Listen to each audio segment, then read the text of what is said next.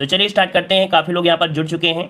सभी को नमस्कार, सभी को नमस्कार। चलिए आवाज़ आ रही है, उम्मीद है आप सभी को आवाज़ हमारी पहुँच पा रही होगी।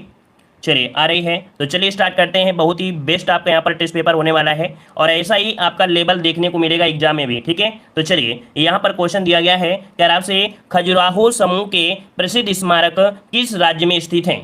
तो चलिए पहले का जवाब दीजिएगा और ये क्वेश्चन रट लीजिएगा बनने यहाँ से क्वेश्चन आपके बनने हैं, है ना। तो चलिए बताइएगा कि खजुराहो समूह के प्रसिद्ध स्मारक किस राज्य में है।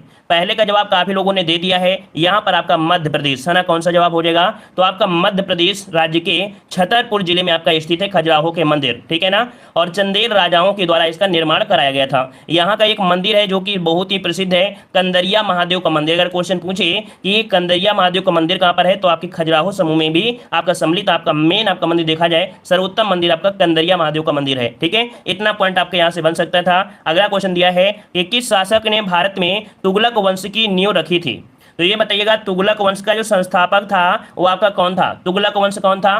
चलिए यहाँ पर आपका जवाब आ रहा है मलिक गयासुद्दीन तुगलक। मतलब आपका जवाब बी हो जाएगा गयासुद्दीन तुगलक। इन्हें गाजी मलिक भी नाम देते थे क्योंकि गाजी की पदवी दी गई थी, है ना। तो गाजी मलिक या गयासुद्दीन तुगलक का संबंध जो आपका था, ठीक है। अगर एक पॉइंट पूछे कि कौन सा जनजाति था, करौना, ठीक है। एक जनजाति है करौना, करौना जनजाति से संबंधित था, ये आप कह सकते हैं, ठीक है। चलिए आगे बढ़ते हैं। क्वेश्चन आपसे अगला पूछा गया है यार आपसे यहाँ पर किस वर्ष बाबर ने सुल्तान इब्राहिम लोदी को पानीपत की लड़ाई में पराजित किया। तो यहाँ पर एक क्वेश्चन आपको याद ही होगा, है ना, कि आपके बाबर और इब्राहिम लोदी के बीच जो युद्ध हुआ था, है ना, और इसमें से आपके इब्राहिम लोदी की पराजय हुई थी। मतलब आपका जवाब यहाँ पर आ चुका है बी नंबर 1526। क्या 1526, यहाँ पर आपका जवाब हो जाए कौन सा, बी नंबर। डेट भी याद रखिएगा क्योंकि एग्जामों में कभी कभी डेट भी याद रख लेता है, पूछ लेता है। तो आपकी 21 अप्रैल याद रखिए, 21 अप्रैल 1526 को पानीपत का, इस युद्ध को क्या बोलते हैं, पानीपत का प्रथम युद्ध कहा गया है। क्लियर है। चलिए आगे बढ़ते हैं। क्वेश्चन दिया है निम्न में से कौन सा ज्ञान के सिद्धांत पर बल देता है। यहां पर बताइए ज्ञान के सिद्धांत पर बल देने वाला यहां पर आपका दर्शन शास्त्र इनमें से कौन सा है, 4 नंबर में। तो यहां पर याद रखिए ये है आपका उपनिषद है। ज्ञान के सिद्धांत पर बल जो देता है वो कौन देता है, उपनिषद। उपनिषद क्या है, तो ये हिंदू धर्म का महत्वपूर्ण श्रुति ग्रंथ है और ये वैदिक वांग के अभिन्न भाग भी आपका है, ठीक है। चलिए आगे बढ़ते हैं। क्वेश्चन दिया है कि बुद्ध ने अपना पहला उपदेश कहां दिया था। बिल्कुल इजी क्वेश्चन है, आप हमेशा से पढ़ते आ रहे हैं, हर एक मॉडल पेपर में आपको यहां से क्वेश्चन जरूर मिलता है और एग्जाम में भी संभावित है कि ये क्वेश्चन आपको मिल सकता है। तो बुद्ध ने अपना पहला उपदेश जो दिया वो कहां पर दिया था, तो आपके सारनाथ में दिया था, जिसे धर्मचक्र परिवर्तन कहा जाता है। अपने 5 शिष्यों को इन्होंने यहां पर दिया था उपदेश, ठीक है ना। और आगे बढ़ते हैं। क्वेश्चन दिया है कि महात्मा गांधी भारत के विरुद्ध थे। मतलब देखा जाए महात्मा गांधी भारत के विरुद्ध थे, कैसे, किस उद्देश्य से थे यहाँ पर। तो यहाँ पर देखिए यहाँ पर तीव्र औद्योगिकरण, है ना। गांधी नहीं चाह रहे थे कि बहुत ही तेज औद्योगिकरण हो, वो कुटीर उद्योग पर बढ़ावा दे रहे थे, हथकरघा उद्योग पर बढ़ावा दे रहे थे, ना कि मशीन पर बढ़ावा दे रहे थे, है ना। तो यहाँ पर ऑप्शन आपका बी हो जाएगा राइट। चलिए अगला क्वेश्चन दिया गया है कि असहयोग आंदोलन कब वापस ले लिया गया। तो ये भी क्वेश्चन आपको रट लीजिएगा, ये क्वेश्चन पूरी तरीके से रट लीजिएगा क्योंकि संभावित ही क्वेश्चन मिल सकता है। कह रहा है असहयोग आंदोलन कब वापस ले लिया गया था। चलिए 7 का जवाब देना है और 7 का जवाब क्या हो जाएगा, यहाँ पर ऑप्शन आपका आ रहा है 22। मतलब ऑप्शन ये हो जाएगा फरवरी 1922। क्या फरवरी 1922 आपका हो जाएगा। आपने सुना भी होगा कि आपके 4 फरवरी, कभी कभी आपको 5 फरवरी मिलता है देखने को, है ना। तो यहाँ पर आप कह सकते हैं ऑप्शन क्या हो जाएगा आपका ए नंबर आपका जवाब राइट हो जाएगा क्योंकि चौरी चौरा जो गोरखपुर में है वहां पर हिंसक घटना आपकी हुई थी जिसे गांधी जी ने असहयोग आंदोलन ले लिया था, है ना। चलिए आगे बढ़ते हैं। क्वेश्चन आपसे दिया गया है कि महात्मा गांधी को राष्ट्रपिता के नाम से सर्वप्रथम किसने संबोधित किया था। तो चलिए बिल्कुल इजी क्वेश्चन आपके सामने दिया गया है और उम्मीद करते हैं कि आप सभी लोग इस प्रकार के जो प्रश्न हैं जवाब पूरे सही देंगे और थोड़ा सा आप लोग मेहनत करना शुरू कर दीजिए अच्छे से, ठीक है। चलिए यहाँ पर 8 नंबर में जवाब आ चुका है ऑप्शन सी, आपके सुभाष चंद्र बोस ने। किसने, तो आपके सुभाष चंद्र बोस ने सिंगापुर रेडियो से एक संदर्भ प्रसारित किया था और कहा था कि देश का पिता अर्थात राष्ट्रपिता, है ना। तो आपका जवाब क्या हो जाएगा, सी नंबर। उन्होंने आशीर्वाद मांगा था ना, सुभाष चंद्र बोस ने क्या आशीर्वाद मांगा था। आगे बढ़ते हैं। क्वेश्चन दिया गया है कि निम्नलिखित में से किस क्रांतिकारी द्वारा the philosophy of the Bombay नामक प्रसिद्ध लेख लिखा गया था। The philosophy of the Bombay नामक जो आपका लेख लिखा गया किसके द्वारा, ये कौन सा क्रांतिकारी था। चलिए याद हो तो जवाब दीजिएगा। ये है आपके कौन, तो भगवती चरण बोहरा। इसका राइट आंसर बनेगा बी, भगवती चरण बोहरा है। याद रखिएगा बम का दर्शन नामक प्रसिद्ध लेख इन्होंने लिखा था, ठीक है ना। और यहां पर आते हैं अगले क्वेश्चन को। क्वेश्चन आपसे दिया है कि महात्मा गांधी ने किस आंदोलन के लिए करो या मरो का नारा दिया था। सभी को पता होगा कि करो या मरो का नारा जो दिया था गांधी जी ने दिया था। ये बताइएगा कि कौन से आंदोलन के समय, तो भारत में आपका भारत छोड़ो आंदोलन चल रहा था ना, भारत छोड़ो आंदोलन 8 अगस्त 1942, क्या 8 अगस्त, डेट याद रखिएगा क्योंकि क्वेश्चन पूछ लेता है। तो 8 अगस्त 1942 को है ना प्रारंभ हुआ भारत छोड़ो आंदोलन। तो इसी में गांधी जी ने कहा था, ठीक है ना। और सुबह सुबह 9 बजे, सॉरी सुबह 9 अगस्त को सुबह ही गिरफ्तार कर लिए गए थे गांधी जी को। और कहाँ रखा गया था? आगा खां पैलेस में। क्वेश्चन पूछेगा कि महात्मा गांधी को कब गिरफ्तार किया गया, तो 9 अगस्त को। कहां पर रखा गया था? तो आगा खां पैलेस में इन्हें रखा गया था, ठीक है ना। इसीलिए इसमें देखा जाए तो महत्व रूप से ये उतर नहीं पाई थी इस आंदोलन में, ठीक है। अगला क्वेश्चन दिया गया है, कह रहा आपसे यहां पर कि निम्नलिखित में से किस देश को भारत का सबसे कम वस्तुओं का निर्यात करता है? आयरलैंड। जो आयरलैंड है, आयरलैंड को भारत का सबसे कम वस्तुएं निर्यात करता है। ऑप्शन क्या हो जाएगा? B number. जो आयरलैंड है ये द्वीप आपके उत्तरी अटलांटिक में स्थित है, जो कि देखा जाए ब्रिटेन से अलग है, परंतु देखा जाए यूनाइटेड किंगडम में आपका शामिल है ना। चलिए आगे बढ़ते हैं। क्वेश्चन आपसे अगला दिया गया है कि कौन सी नदी पूर्वी चीन सागर में बहती है? यहां पर आपका कौनसी नहीं है, आपका कौन सी होगा? कौन सी नदी पूर्वी चीन सागर में गिरती है? हमने आपको नदियों वाला टॉपिक पढ़ाया था।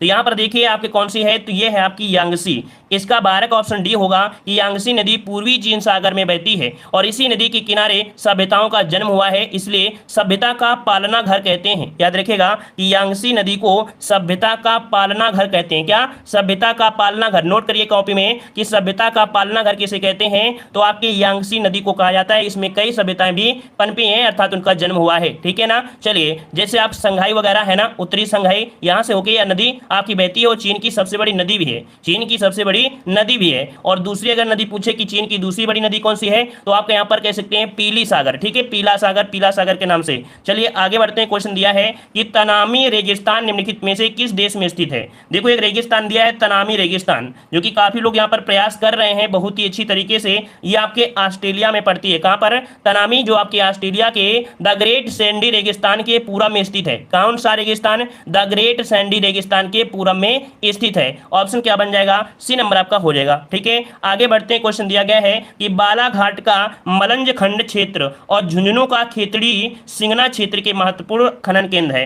तो आप खेतड़ी के बारे में तो आप लोग जानते होंगे, खेतड़ी से आप लोग जवाब तुरंत दे सकते हैं कि खेतड़ी के लिए कौन सा प्रसिद्ध है, तो आपका तांबा प्रसिद्ध है ना। तो कुछ चीजों को ऑप्शन के अनुसार भी आप लोग सॉल्व कर सकते हैं, कोई दिक्कत आपकी नहीं है। आगे बढ़कर देखते हैं। क्वेश्चन दिया गया है, कह रहा वन विभाग के सर्वेक्षण के मुताबिक भारत का वास्तविक वन कवर भौगोलिक क्षेत्रफल जो आपका है कितना है? तो ये बताइए जो वन कवर आपका क्षेत्र है, जहां पर आपके वन है आपके कह सकते हैं भारत में, वो कितना प्रतिशत आपका है? चलिए तो यहां पर आपका 15 का ऑप्शन क्या हो जाएगा? यहां पर आपने देखा था कि वन रिपोर्ट आई थी, है ना, वन रिपोर्ट आपकी आई थी, जिसमें से आपका क्या हो जाएगा? यहां पर आपका सी 21.53 है ना, 5.4% लगभग आपकी है। तो यहां पर ऑप्शन क्या हो जाएगा? ये आपका हो जाएगा कौन सा? सी नंबर, याद रहेगा। चलिए यहां पर आते हैं अगले क्वेश्चन को, और क्वेश्चन दिया है निम्न में से कौन सा कर केंद्रीय सरकार द्वारा लगाया जाता है? तो चलिए बताइएगा केंद्रीय सरकार से, और केंद्रीय सरकार जो लगाती है वो आपका आयकर पर, है ना, आयकर पर जो टैक्स लगाती है वो केंद्रीय सरकार लगाती है। केंद्रीय सरकार के द्वारा जैसे आपका आयकर हो गया, निगम कर हो गया, संपत्ति कर हो गया, उत्तराधिकार हो गया, है ना, धन कर हो गया, ये काफी आपके शुल्क लगाए जाते हैं। वहीं पर देखा जाए आगे क्वेश्चन की ओर, क्वेश्चन दिया गया है कि भारत के योजना आयोग की स्थापना कब की गई थी? यहां पर देखो योजना आयोग की जो स्थापना हुई थी ये कब हुई थी? तो चलिए बताइए योजना आयोग जो आपकी है कैसी संस्था है?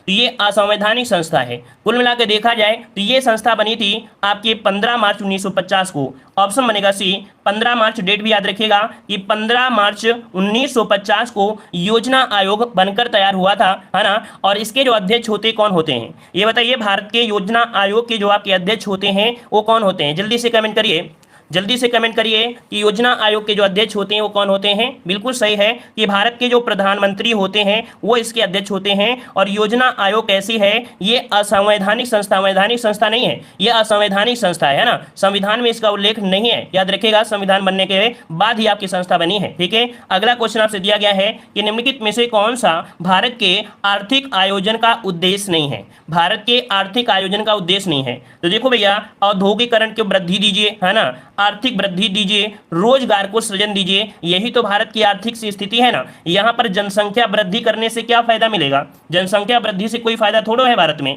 यहाँ पर जनसंख्या वृद्धि कहाँ पर, जैसे आपके ठंडे प्रदेश आपके होते हैं, जैसे यूरोप में बहुत ऐसे देश हैं जहां पर बच्चे पैदा करने के लिए उनको पैसे भी दिए जाते हैं, है ना, उनको लालच दिया जाता है, कुछ सैलरी भी दी जाती है। ये आपके कह सकते हैं ठंडे प्रदेशों में होता है, लेकिन भारत में जरूरत नहीं है। यहाँ तो 2 बच्चे ही बहुत हैं, है ना। तो यहाँ पर आपका जवाब ए नंबर आपका हो जाएगा। अगला क्वेश्चन आपसे दिया गया है कि कर राजस्व से, क्या दिया गया है, कह रहा है कि कर राजस्व से सरकार की आय का कौन सा एक ही सबसे बड़ा स्रोत है। तो ये बताइएगा कि सरकार की आय का जो सबसे बड़ा स्रोत है वो कौन सा है, कौन से टैक्स से होता है। तो देखिए यहाँ पर उत्पाद शुल्क है, सीमा शुल्क है, आयकर दिया है और आपका निगम कर दिया है। इनमें से आपका जो जवाब बनेगा कौन सा बन सकता है। तो चलिए ऑप्शन आ रहा है यहाँ पर 19 नंबर में, यहाँ पर दे रहे हैं कुछ लोग ए नंबर, कुछ लोग जवाब दे रहे हैं डी नंबर और कुछ लोग जवाब दे रहे हैं इसका आपको कौन सा सी नंबर दे रहे हैं। तो देखिए इसका राइट आंसर क्या बन जाएगा 19 नंबर में। देखो सीमा शुल्क नहीं है, राजस्व में केंद्रीय सरकार की आय का सबसे बड़ा स्रोत देखा जाए तो अभी जो आपका था कौन सा, तो एक आपका था वैट, क्या था वैट, जो आपका वो आपका नंबर 1 में था वैट, है ना, जिसमें से आपका कौन सा आपका आ जाता है वैट वाले में। तो यहाँ पर आपका आयकर आता है, क्या आता है, आयकर आता है, ठीक है। आयकर के बाद आपका निगम कर आपका है, ठीक है। आयकर के बाद कौन सा है, निगम कर है। तो यहां पर वैट जो आपका आता है इसके अंतर्गत आपका आ जाता है। इसके बाद फिर कौन सा, निगम कर हो जाएगा।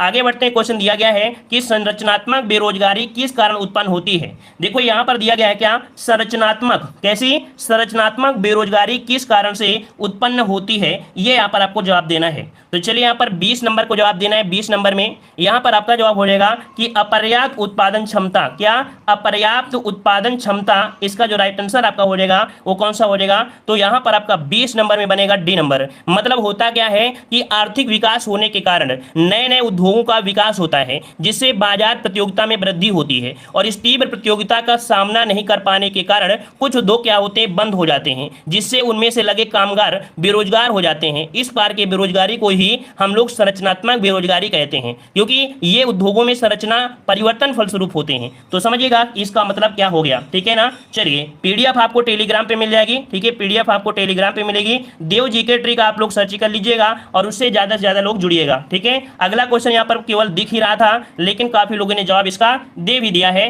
कह रहा आपसे कि राज्यसभा के पदेन अध्यक्ष कौन होते हैं। यहाँ पर राज्यसभा के पदेन अध्यक्ष पूछा है, ऑप्शन बी हो जाएगा उपराष्ट्रपति होते हैं। क्या, उपराष्ट्रपति होते हैं, जो कि राज्यसभा के सदस्य नहीं होते हैं, है ना, राज्यसभा के सदस्य नहीं होते हैं, बल्कि ये क्या होते हैं, एक पदेन सभापति होते हैं, इसके अध्यक्ष के रूप में कार्य करते हैं। अच्छा एक पॉइंट आप बताइए, इतने लोग जुड़े हैं तो ये बताइए कि उपराष्ट्रपति को जो वेतन मिलता है, क्या इनको जो वेतन मिलता है वो किसका मिलता है, ये उपराष्ट्रपति के पद का मिलता है या राज्यसभा के सभापति का वेतन मिलता है, किसका मिलता है। चलिए बताइए कि उपराष्ट्रपति को जो वेतन मिलता है ये किस पद के मिलता है, उपराष्ट्रपति के लिए मिलता है या कह सकते हैं राज्यसभा के सभापति के वेतन में। चलिए सभापति बिल्कुल सही है, उपराष्ट्रपति के वेतन से नहीं सभापति के वेतन का मिलता है, ठीक है ना। चलिए अगला क्वेश्चन दिया है कि राज्यसभा की सदस्यता के लिए न्यूनतम आयु कितनी होती है।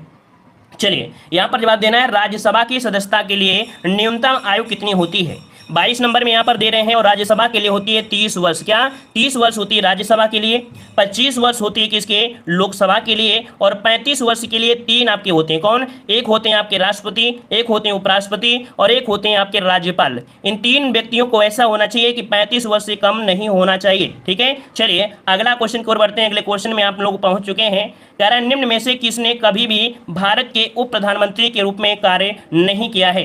देखो यहाँ पर दिया है उप प्रधानमंत्री, और उप प्रधानमंत्री के रूप में कार्य नहीं किया है, नहीं संभाला है, किसने नहीं संभाला है। तो देखिए यहाँ पर आपके मोरारजी देसाई संभाले हैं, देवीलाल भी हैं, यहाँ पर दिया है वीपी सिंह, ये आपके उप प्रधानमंत्री का पद इन्होंने नहीं संभाला है। ये भारत के 8वें प्रधानमंत्री थे, है ना, 8वें प्रधानमंत्री थे, और आपके उत्तर प्रदेश के मुख्यमंत्री भी आपके रह चुके हैं, याद रखिएगा, ठीक है ना। इन्होंने कभी भी उप प्रधानमंत्री का पद सुशोभित नहीं किया है। उप प्रधानमंत्री में कौन, तो आपके सरदार वल्लभ भाई पटेल भी थे, मोरारजी देसाई भी थे, चौधरी चरण सिंह भी थे, है ना, जगजीवन राम भी आपके रहे हैं, लाल कृष्ण आडवाणी भी रहे हैं, है ना, चौधरी देवीलाल भी रहे हैं, जो कि उप प्रधानमंत्री के रूप में कार्य किया है। क्लियर है। चलिए अगला क्वेश्चन दिया गया है कि भारत के केंद्रीय मंत्रिमंडल में अधिकतम कितने मंत्री हो सकते हैं। अच्छा क्वेश्चन आपका है पॉलिटी में, कह रहा है केंद्रीय मंत्रिमंडल में अधिकतम कितने मंत्री हो सकते हैं। जैसे कि मान लीजिए कि आपकी ये है मोदी जी, है ना, ये है आपके मोदी जी, और इन्होंने मंत्री के लिए यहाँ पर कितने मंत्री हो सकते हैं, इन्होंने यहाँ पर क्या किया कि जितने भी आपके थे, है ना, तो उनमें से कितना परसेंट हो सकते हैं, तो एक तो आपके इनमें से मोदी जी शामिल ही रहेंगे, है ना, और साथ में कितने होंगे, तो 15%।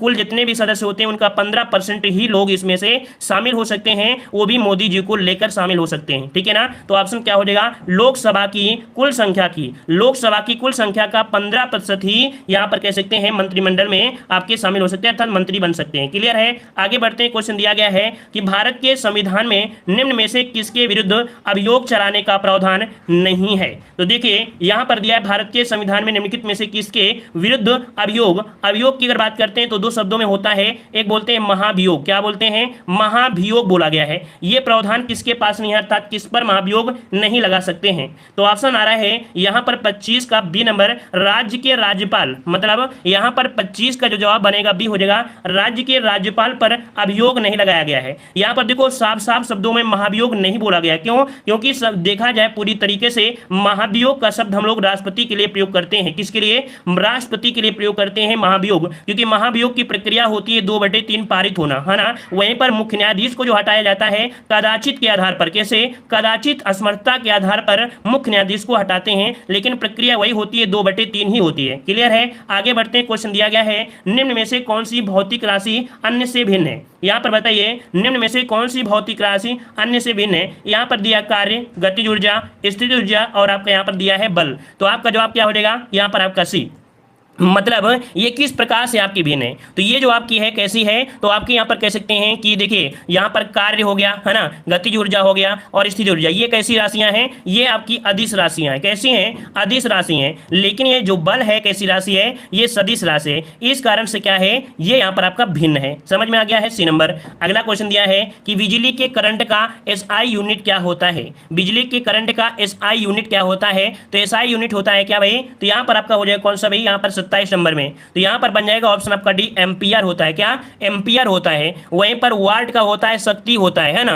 वोल्ट का होता है विभव होता है, या कह सकते हैं विद्युत विभव या विभवांतर कह सकते हैं, या विद्युत वाहक कह सकते हैं, ना। कैंडला जो होता है वो किसका होता है, दीप्त तीव्रता का होता है। और बिजली के करंट का होता है क्या, एम्पियर होता है। तो चार पॉइंट आपको क्लियर हुए। आगे बढ़ते हैं कि शुष्क सेल में प्रयुक्त कैथोड होता है, किसका होता है। तो देखो यहां पर शुष्क सेल की बात है, जैसे एक नॉर्मल सा आपके घर पे सेल आपको मिलेगा, और इस सेल में क्या होता है, बीच में एक आपका पड़ा होता है, ये जो आपका होता है जस्ते का होता है। किसके, जस्ते का होता है। तो ऑप्शन क्या बन जाएगा, डी नंबर, जस्ते का आपका पड़ा होता है। ठीक है ना, क्लियर है। जो कि कैसा कार्य करता है, एक धनात्मक का कार्य करता है। कैसा, धनात्मक का कार्य करता है, ऋणात्मक का कार्य नहीं करता, धनात्मक करता है। ठीक है। अगला क्वेश्चन दिया है इलेक्ट्रॉन त्यागने की प्रवृत्ति कहलाती है। इलेक्ट्रॉन त्यागने की प्रक्रिया कह रहा है, इलेक्ट्रॉन त्यागने की प्रवृत्ति क्या बोला जाएगा, तो यहां पर देख सकते हैं आपका ऑप्शन ए, ऑक्सीकरण। क्या, ऑक्सीकरण, जो कि एक रासायनिक प्रक्रिया है जिसमें कोई परमाणु या आयन या अधिक इलेक्ट्रॉन का त्याग करके उच्च विद्युत धनात्मक अवस्था प्रदान करता है। तो यहां पर ऑप्शन हो जाएगा ए नंबर। अगला क्वेश्चन दिया है कि क्लोरोफिल जलाया जाए तो कौन सा तत्व शेष बचेगा। चलिए बताइए, क्लोरोफिल, अगर क्लोरोफिल को जलाया जाए, जिसे हम लोग बोलते हैं पर्णहरिम, है ना, पर्णहरिम की भस्म में अगर हम लोग देखा जाए जलाया जाए तो क्या मिलेगा। 30 नंबर में देखो क्वेश्चन घुमाया गया है, लेकिन आंसर आप लोग बता सकते हैं। यहां पर मैग्नीशियम कह रहे हैं, तो बिल्कुल सही है, क्योंकि पर्णहरिम होता है या क्लोरोफिल होता है, उसमें क्या मिलता है, होता है मैग्नीशियम। मतलब पत्तों में जो आपका होता है मैग्नीशियम पाया जाता है, जो कि पौधे के पत्तियों में आपको देखने को मिलेगा, है ना। तो यहां पर क्या बचेगा, Mg अर्थात मैग्नीशियम। चलिए हिंदी का क्वेश्चन आपका आ चुका है कि दिग्गज का संविच्छेद।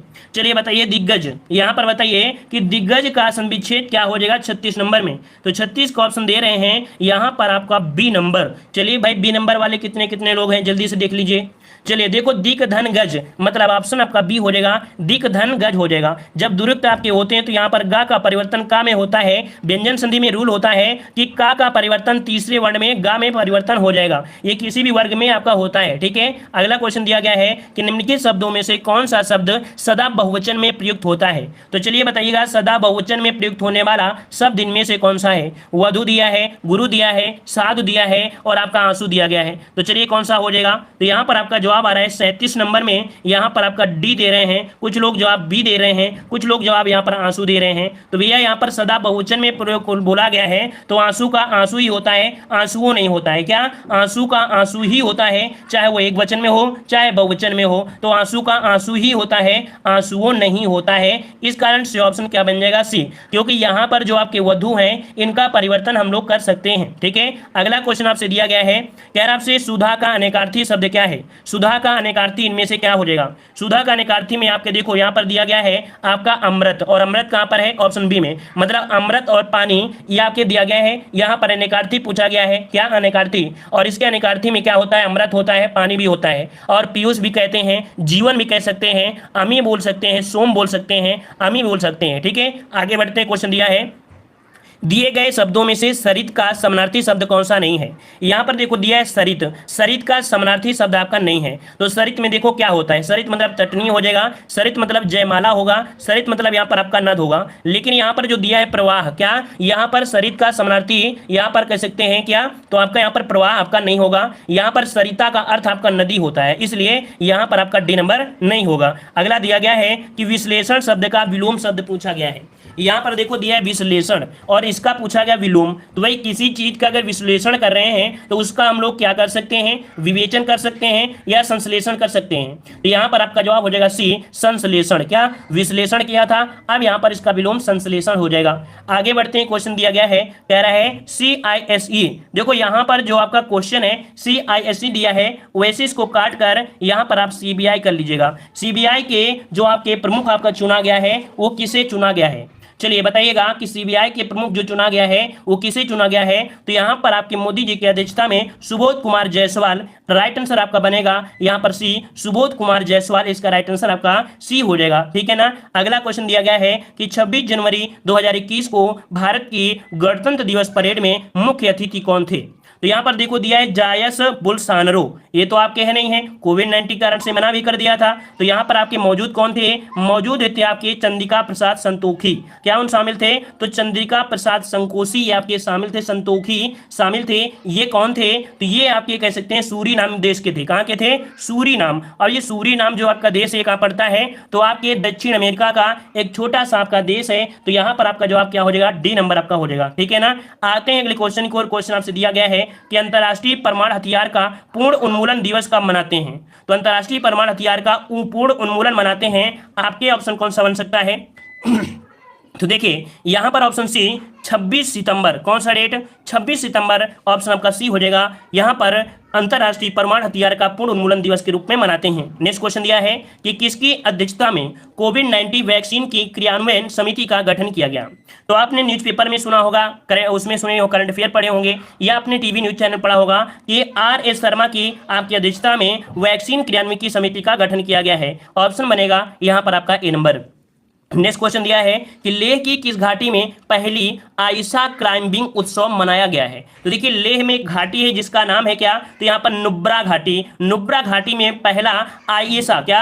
आयशा क्लाइंबिंग उत्सव मनाया गया है। ऑप्शन इसका बी हो जाएगा, नुब्रा घाटी, जो कि कहाँ पड़ती है? लेह में। जीके में क्वेश्चन आपसे डायरेक्ट पूछ लेगा कि नुब्रा घाटी कहाँ पड़ती है, तो आपकी लेह में पड़ती है। क्लियर है। अगला क्वेश्चन दिया है कि किस देश ने मृत्यु दर को समाप्त कर दिया है? देखो क्या दिया है, किस देश ने मृत्यु दर को समाप्त कर दिया है। ये मृत्यु दर को समाप्त करने वाला जो आपका देश है वो कौन सा है? तो 66 का ऑप्शन आपका हो जाएगा सी, आपकी कजाकिस्तान है। कौन? कजाकिस्तान है। इसके पहले कई देशों ने यहाँ पर मृत्यु दर को कह सकते हैं समाप्त कर दिया है, इनमें से ऑप्शन हो जाएगा कजाकिस्तान। ठीक है। अगला क्वेश्चन दिया है गर्भपात को वैध बनाने वाला एक विधेयक पारित किया है, किसने पारित किया है? गर्भपात को वैध बना दिया है, याद रखिएगा, ये बनाने वाला एक विधेयक इन्होंने पारित कर दिया है, और ये आपका कौन सा है? तो ऑप्शन सी यहाँ पर अर्जेंटीना है। कौन? अर्जेंटीना, ऑप्शन बनेगा सी नंबर, दक्षिण अमेरिका का ये आपका देश है। अगला क्वेश्चन दिया है कि फ्लाइंग किस देश की नवीनतम एयरलाइन है?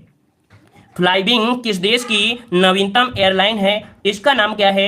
68 का ऑप्शन बनेगा सी, आपके भारत की है। इसके पहले भी हमने करंट अफेयर आपको पढ़ाया भी है, इसीलिए कहते हैं जितने भी मॉडल पेपर आपको हम सॉल्व कराते हैं उतने आप यहाँ पर सॉल्व करते रहिए और पूरे करंट अफेयर को देखते रहिएगा। कहीं ना कहीं वहीं से क्वेश्चन भी आपको देखने को मिल जाएंगे, और डेली पढ़ेंगे तो कुछ ना कुछ आपका इंप्रूव जरूर होगा। अगला दिया है कि दीपोर बिल रामसर साइट किस राज्य में स्थित है? देखो यहाँ पर एक रामसर साइट है, दीपोर बिल, ये दीपोर बिल कहाँ पर है? यहाँ पर 69 नंबर में ये क्या है, दीपोर बिल आपके ताजे पानी की झील है। क्या, ताजे पानी की झील है, जो कि आपके असम में है। कहां पर है, आपके असम में है। यहां पर ऑप्शन बनेगा सी, असम हो जाएगा। ठीक है, अगला क्वेश्चन दिया है कि भारत का पहला इंडोर स्की पार्क कहां स्थापित किया गया है। भारत के पहला कैसा इंडोर स्की पार्क है और ये आपका किया गया है कहां पर, तो आपके ऑप्शन हो जाएगा ए नंबर, कुफरी में किया गया है। कुफरी आपने पढ़ा होगा, कुफरी। ये कुफरी कहां पड़ता है, तो आपके हिमाचल प्रदेश में पड़ता है। याद रखा कि आपके हिमाचल प्रदेश में पड़ता है ये पार्क कुफरी। ठीक है, अगला क्वेश्चन दिया गया है, प्रसिद्ध वादक उस्ताद बिंदा खां का संबंध या बजाने वाला जो वाद्य यंत्र है वो आपका कौन सा है। बिंदा खां द्वारा बजाया जाने वाला वाद्य यंत्र आपसे इनमें से कौन सा है 71 नंबर में। चलिए 71 का ऑप्शन बन जाएगा यहां पर आपका सारंगी। क्या, सारंगी इसका राइट आंसर आपका हो जाएगा ए, सारंगी। नेक्स्ट क्वेश्चन दिया है कि भारत के पिकासो के तौर पर किसे जाना जाता है। तो देखो पिकासो के एक पेंटिंग थे जो कि बहुत ही प्रसिद्ध थे, है ना, लियोनार्डो दा विंसी का नाम भी आपने सुना होगा। उसी प्रकार भारत में पिकासो के तौर पर किसे जाना जाता है। यहां पर 72 का ऑप्शन बन जाएगा ए, आपके मकबूल फिदा हुसैन को भारत में पिकासो के तौर पर जाना जाता है। मकबूल फिदा हुसैन को ऑप्शन बनेगा आपका ए नंबर। स्क्रीनशॉट लीजिएगा और कॉपी में नोट करिएगा। नेक्स्ट क्वेश्चन दिया है कि प्रतिवर्ष अंतर्राष्ट्रीय जनसंख्या दिवस कब मनाया जाता है। तो जनसंख्या दिवस से क्वेश्चन आपका बनता ही बनता है और हो सकता है अब आपको करंट अफेयर के क्वेश्चनों में यहां से क्वेश्चन आपको देखने को मिलेंगे भी। तो यहां पर आपका जवाब हो जाएगा 11 जुलाई को। कब, 11 जुलाई को मनाते हैं। क्लियर है, आगे बढ़ते हैं। क्वेश्चन दिया गया है यार आपसे, माई कंट्री माई लाइफ किसकी आत्मकथा है। चलिए 74 का जवाब दीजिएगा, सभी को पता होगा इस प्रश्न का जवाब। कह रहा है माई कंट्री माई लाइफ किसकी आत्मकथा है। ये आपके जवाब है यहाँ पर 74 नंबर में जवाब आ रहा है सी, आपके लाल कृष्ण आडवाणी की है। किसकी है, तो आपकी लाल कृष्ण आडवाणी की आत्मकथा है ना। ऑप्शन क्या बनेगा यहाँ पर आपका सी नंबर। नेक्स्ट क्वेश्चन दिया गया है, कह रहा है ध्यानचंद पुरस्कार में कितना नगद इनाम प्रदान किया जाता है। चलिए यहाँ पर जवाब देना है। यहाँ पर एक आपका इनाम दिया है, क्या, ध्यानचंद पुरस्कार में कितना नगद इनाम प्रदान किया जाता है। तो चलिए काफी लोग यहां पर जवाब दे रहे हैं। यहां पर 50 लाख रुपए, याद रखिएगा ऑप्शन बनेगा यहां पर आपका सी, 50 लाख 5 लाख, सॉरी 50 नहीं 5 लाख है ना, 5 लाख है, इकाई दही सैकड़ा आ जाता है 5 लाख रुपए। कितनी, 5 लाख रुपए नगद राशि इसमें से प्रदान की जाती है। ठीक है ना। और आते हैं अगले क्वेश्चन की ओर। क्वेश्चन दिया गया है कि लिम्बाराम, नाम तो सुना ही होगा आपने, है ना। लिम्बाराम का संबंध जो आपका है किससे है, या लिम्बाराम निम्नलिखित में से किस में अपने सर्वोच्च प्रदर्शन के लिए जाने जाते हैं। तो चलिए यहाँ पर लिम्बाराम नाम क्या हो जाएगा सी, ये है आपके किससे, तो आपके तीरंदाज हैं। यहां पर देखिए तीरंदाज आपका जवाब हो जाएगा कि लिम्बाराम एक क्या है, एक तीरंदाज है। ये अंतर्राष्ट्रीय प्रतियोगिता ओलंपिक में 3 बार प्रतिनिधित्व कर चुके हैं और 1992 में विश्व इन्होंने क्या किया था, ये तीरंदाजी में विश्व रिकॉर्ड अपने बराबरी देखा जाए किया था इन्होंने, और 2012 में पद्मश्री पुरस्कार भी दिया गया था। ठीक है ना। चलिए अगला क्वेश्चन दिया गया है, बधाई कौन सी विधा है। यहां पर बताइए बधाई जो विधा है वो कैसी विधा है। चलिए यहां पर आपका जवाब आ रहा है, यहां पर 77 का ऑप्शन आ गया है। यहां पर कुछ लोगों ने सी दिया है, तो चलिए इसका जवाब जो बनेगा ऑप्शन क्या बनेगा, 77 का ऑप्शन बनेगा ए, बुंदेलखंड का लोक संगीत है। क्या, बुंदेलखंड का लोक संगीत है जो कि बधाई है। अगला क्वेश्चन दिया गया है कि केंद्रीय पक्षी अनुसंधान संस्थान उत्तर प्रदेश के किस शहर में स्थित है। चलिए इसका जवाब देना है, राइट आंसर क्या बनेगा, यूपी स्पेशल भी पढ़ते रहिए, ठीक है ना, रिवीजन करते रहिए, ज्यादा कुछ नहीं है इस यूपी स्पेशल में। चलिए केंद्रीय पक्षी अनुसंधान संस्थान उत्तर प्रदेश के किस शहर में स्थित है। 78 का ऑप्शन यहाँ पर आ रहा है बरेली के पास, है ना, बरेली के पास है आपका इज्जत नगर। ऑप्शन क्या बनेगा, बी नंबर, आपकी बरेली के पास इज्जत नगर में है और इसमें कुक्कुट विज्ञान से संबंधित विषयों पर भी शोध किया जा रहा है। 1979 को इसकी स्थापना हुई थी। ऑप्शन बी हो जाएगा। नेक्स्ट क्वेश्चन दिया है, पोर्ट ब्लेयर की राजधानी है। पोर्ट ब्लेयर जो राजधानी है किसकी है, तो यहां पर आपका जवाब हो जाएगा ये नंबर, अंडमान और निकोबार द्वीप समूह की ये राजधानी है ना। ऑप्शन क्या बनेगा, ये नंबर आपका राइट हो जाएगा। क्लियर है। आगे बढ़ते हैं। क्वेश्चन दिया है कि वेनिस शहर जो नहरों और पुलों से युक्त है निम्नलिखित में से किस देश में स्थित है। चलिए बताइएगा, वेनिस शहर जो नहरों और पुलों से युक्त है निम्नलिखित में से किस देश में स्थित है। चलिए यहां पर आपका जवाब आ रहा है ऑप्शन डी, आपकी इटली में है। कहां पर है, तो ये आपकी इटली में है। ऑप्शन डी हो जाएगा इटली। ये कैसा है, तो देखा जाए तो एक आपका एड्रियाटिक सागर है। एड्रियाटिक सागर उसी के किनारे आपका बसा हुआ है वेनिस शहर। ऑप्शन बनेगा डी नंबर, ठीक है ना। अब यहां पर आते हैं अगले क्वेश्चन की ओर। क्वेश्चन आपका दिया गया है यहां पर आपका गद्यांश। गद्यांश भी आज जो है थोड़ा सा कह सकते हैं आपकी शिक्षा से रिलेटेड है, तो इस गद्यांश को हम लोग पढ़ेंगे और इसके बाद इससे जुड़े हुए क्वेश्चन को यहाँ पर सॉल्व करेंगे, क्योंकि यहाँ पर आपको कुछ ना कुछ आपको ज्ञान मिलने वाला है, इस वजह से यहाँ पर करेंगे। काफी लोग यहाँ पर जाने की तैयारी में हैं, अपनी मोटरसाइकिल की चाबी लगा लिए हैं और ऑन कर लिए हैं, लेकिन यहाँ पर देखिए हर चीज जिंदगी से स्किप नहीं कर सकते हैं। स्किप करने का मतलब ये होता है कि आप हो सकता है जीके के कुछ क्वेश्चन छोड़ रहे होंगे। तो देखिए यहाँ पर जीके से रिलेटेड नहीं है, मतलब कह सकते हैं गद्यांश में कुछ आपको सीखने को मिलने वाला है। एक दूसरा गद्यांश है, उसमें ग्रामर से रिलेटेड आपके यहाँ पर 5 क्वेश्चन है, इसलिए हम गद्यांश को जरूर सॉल्व कराएंगे, ठीक है ना। चलिए यहाँ पर देखो दिया है कि किसे कहूं मैं शिक्षा, क्या है शिक्षा का सच, कैसा होता है शिक्षित व्यक्ति और कैसा होता है पढ़ा लिखा समाज। मेरे गुरु श्री दयाल चंद जी सोनी तो पूरी एक काव्यात्मक पुस्तक लिख गए। इस पुस्तक का नाम है अभी क्या दिया है, अरबियों शिक्षित हूं। उनका आशय स्पष्ट है कि हर पढ़ा लिखा आदमी अनपढ़ है। देखो उन्होंने जब यह पुस्तक लिखी तो साफ कहा कि यह किताब उनके पूरे जीवन की शिक्षा का सार है। तब फिर हमें यह भी मान लेना चाहिए कि हमारा पूरा पढ़ा लिखा समाज खासा अनपढ़ है, अशिक्षित है। तब फिर बताइए कि शिक्षा को कहाँ खोजें। कहते हैं कि शिक्षा बालक के जन्म के साथ बालक को मिली प्रतिभा का विकास है, उसकी सोई हुई शक्तियों को जगाने का नाम शिक्षा है। मगर ऐसा तो संभव है जब हम यह जान लें कि कौन कौन सा बालक कौन कौन सी प्रतिभा के साथ पैदा हुआ है, उसके शरीर में उनके मन मस्तिष्क में कौन सी शक्तियां सोई हुई हैं। इसका अर्थ यह हुआ कि जो बालक शाला में आया है उसको हम पहले पढ़ें, हर बालक को पढ़कर पहचाने कि वह क्या है, उसकी प्रदत्त प्रतिभा क्या है और कौन सी सुषुप्त शक्तियों के लिए हमारे सामने उपस्थित है। आपने इसको पढ़ा होगा, लेकिन इसका अर्थ क्या है, तो यहाँ पर अर्थ जो आपको बताया गया है कि अगर कोई बच्चा है जिस क्षेत्र में जाना चाहता है, जिस क्षेत्र के लिए वो उज्जवल है या जिस क्षेत्र के लिए उसने मेहनत किया है या उसके मन में ठाना है, उसी को उसी लाइन पे जाना चाहिए, जबरदस्ती उसको टर्नओवर नहीं करना चाहिए। देखते हैं यहाँ पर क्वेश्चन किस प्रकार से दिया है। शिक्षा का अर्थ यहाँ पर दिया गया, शिक्षा का अर्थ क्या होता है। तो शिक्षा का मतलब क्या होता है कि बच्चों में विद्यमान शक्तियों को प्रस्फुटित करना, उसके अंदर छुपी हुई आत्मा को, छुपी हुई शिक्षा को बाहर यहाँ पर निकालना। तो ऑप्शन क्या हो जाएगा, डी नंबर। अगला आपसे दिया गया है लेखक के अनुसार यहाँ पर बच्चों के बारे में उसने एक शब्द कहा है। ये शब्द क्या कहा है कि हर एक बच्चे में अलग अलग प्रतिभा होती है। कुछ बच्चा खेल के क्षेत्र में जाना चाहता है, कुछ बच्चा आईएएस बनना चाहता है, कुछ बच्चा खेती करना चाहता है, कुछ बच्चा बाहर जॉब करना चाहता है, कुछ विदेश में जानता है, क्योंकि हर बच्चे की अलग अलग प्रतिभाएं होती हैं। अगला क्वेश्चन दिया गया है, कह रहा आपसे यहाँ पर बच्चों को शिक्षा देने के लिए सबसे पहले क्या जरूरी है।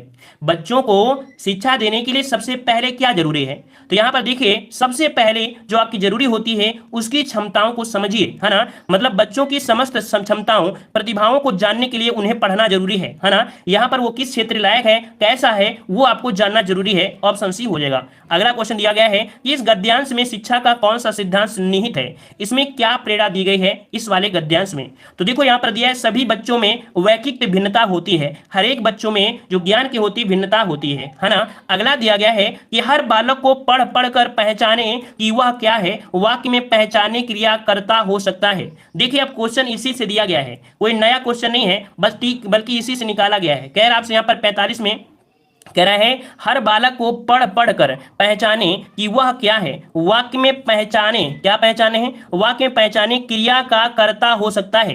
तो कौन हो सकता है, मतलब हम लोगों की बात हो रही है, हम लोगों की बात हो रही है, मतलब यहाँ पर ऑप्शन क्या बनेगा, बी हो जाएगा हम, ठीक है ना। कर्ता जो आपका हो सकता है यहाँ पर आपका बी हो जाएगा, ठीक है ना। अगला आपसे यहाँ पर दिया गया है यहाँ पर दूसरा जो कि गद्यांश है, और इस गद्यांश में देखो आपके जो गद्यांश है, गद्यांश नहीं है, इसी से ग्रामर के क्वेश्चन आपके बनने वाले हैं। तो इसके गद्यांश को हम पढ़ते हैं ताकि ये क्वेश्चन मिलेगा कि इस गद्यांश में मतलब क्या है, आशय क्या है। तो देखिए कह रहा है कि दंभ का जहां जहां पड़ाव था, सत्य से जहां जहां दुराव था, सत्य से जहां जहां दुराव था, वह चला की अग्नि बाण मारता, पाप की आहा आहा उजाड़ता, वज्र बन गिरा वीरे विचार पर। बस इतना ही बड़ा था और कुछ नहीं है। अब देखो यहाँ पर गिरे विचार से तात्पर्य क्या है, क्योंकि मानते हैं यहाँ पर पद्यांश होते हैं, उसमें कुछ ऐसे वर्ड होते हैं जिनको बाहर निकालना होता है। जरूरी नहीं कि वही गद्यांश एग्जाम में मिले और जरूरी नहीं कि जो हमने पढ़ाया वही कहो, हो सकता है मिल भी सकता है।